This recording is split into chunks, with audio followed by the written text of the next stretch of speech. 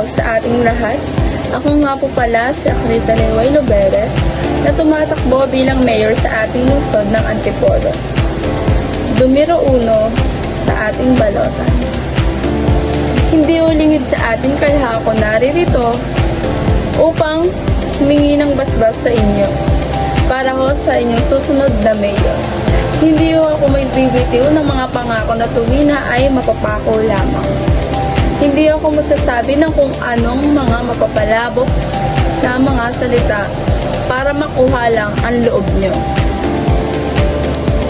Gusto ko hong malaman nyo na ipagpapatuloy po natin ng kung anong nagustuhan natin at kung ano ang nakaraang administrasyon.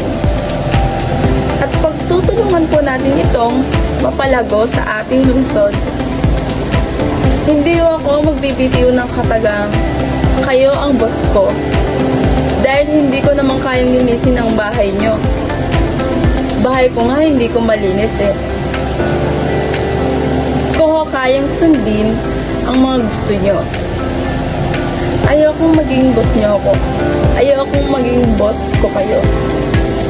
Dahil ayokong magkasamaan ho tayo ng loob, aaminin ho natin na hindi po sa lahat ng aking desisyon ay sasang-ayon lahat ng kababayan nating nakikinig ngayon. Pero kailangan natin gustuhin man kung anong pagbabago ang kaya kong ibigay sa ating lungsod. Hindi ako mangangako ng tuwid na landas dahil hindi naman ho ang landas ang dapat tubuin. Tayo dapat ang itinutuwid at pinatitibay at pinapalago. Muli, hindi rin ho ako mangangako ng pagbabago dahil ang pagbabago ay hindi pinapangako. Ito ay ginagawa upang masolusyonan kung ano man ang dapat baguhin sa ating lungsod. Lalo na ang issue ngayon ay flood control. Kailangan nating budgetin o hati-hatiin ang mga pera na ibibigay ng gobyerno para sa atin, hindi para kurakutin. Kaya huwag tayong magsasalita ng mga kung ano-ano na hindi naman natin kayang tapusin, hindi kayang simulan, at hindi kayang solusyonan. Minsan, mahirap talaga mangako, maniwala sa mga gobyernong nangungumpanya sa panahon ngayon. Dahil nga marami ng issue o mga peking informasyon sa lahat ng taong nakuha sa social media.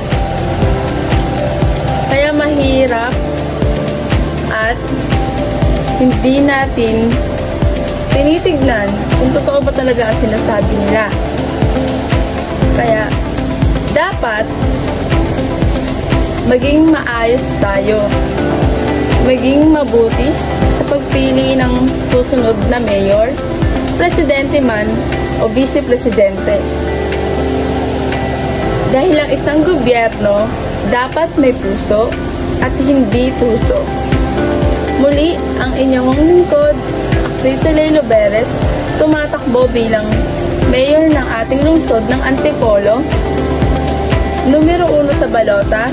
Maraming salamat ho mga kababayan, hanggang sa muli.